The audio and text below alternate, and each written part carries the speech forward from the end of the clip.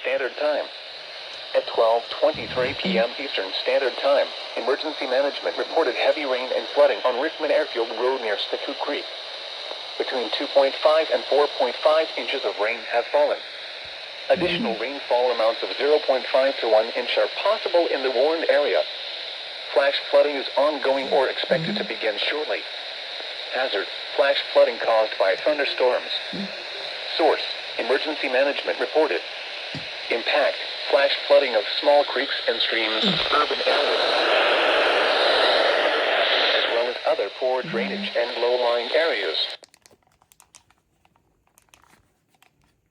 Clayton, Mountain City, Tiger, Sky Valley, Tallulah Falls, Black Rock Mountain State Park, Lakemont, Tallulah Gorge State Park, Lake Raven, Lake Burton, Seed Lake, and Pine Mountain.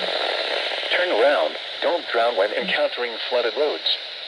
Most flood deaths occur in vehicles.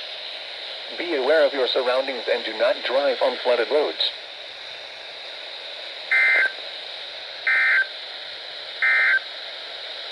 The current time is 12.